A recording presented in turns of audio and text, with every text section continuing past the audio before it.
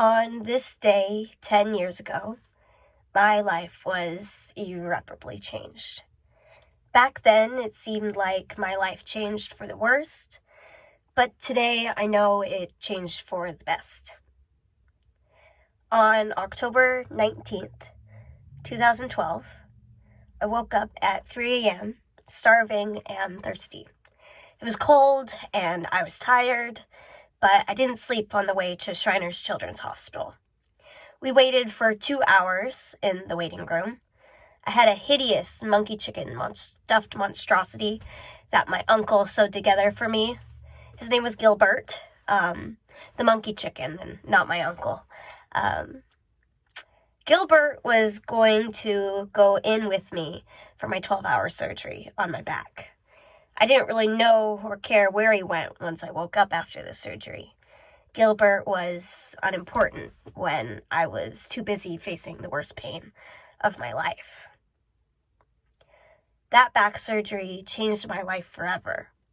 In 10 years, where I was once in my health, my education, and my opportunities far differ from where I am today. On this day, 10 years ago, I was suffering, and on this day today, I am blessed. After my surgery, I spent 11 days at the hospital. I slept when I could, but the pain often kept me up until my next round of medicine. The only bright side was going to play Mario Kart downstairs. Even on heavy pain meds, I killed in DK Mountain. Once we were home, though, every day centered around my pain. I would wake up in the morning in tears, and it took everything in me just to sit up in bed. Then I would walk the 20 steps it took to get to the living room and sit on the couch until it was time to go back to bed at the end of the day. That was every day. It was 5 to 6 months before I could start doing normal things again, like go to church or go to the store. But I was only halfway through my year-long recovery, where I couldn't run, jump, or twist my back in any way.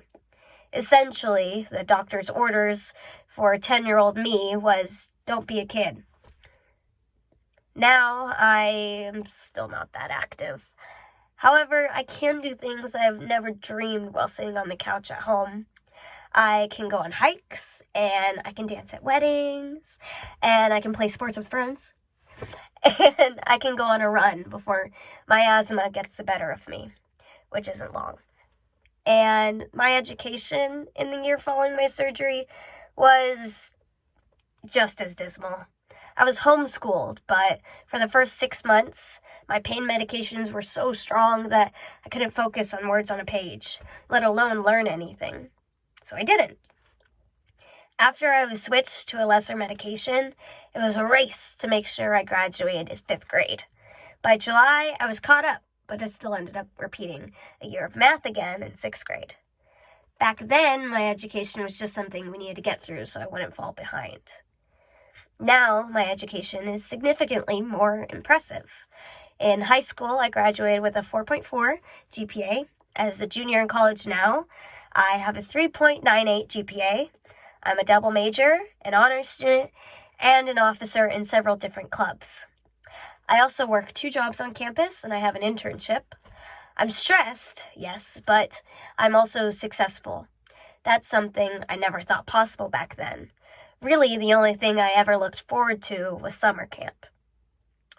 After my surgery, all my opportunities in life seemed to fly out the window.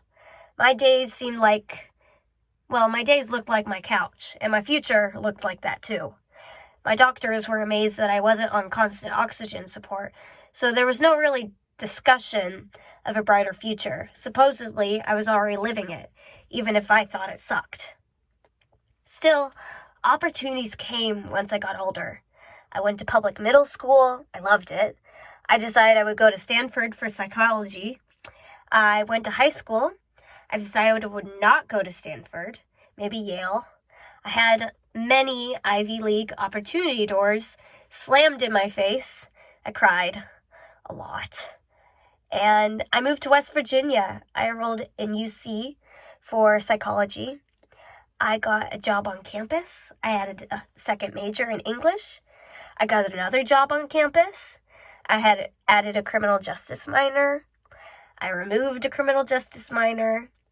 I got to work at a summer camp I loved as a kid. It was a manual labor job and it was hard, but I loved it because it proved I can live independently and hold down a taxing job.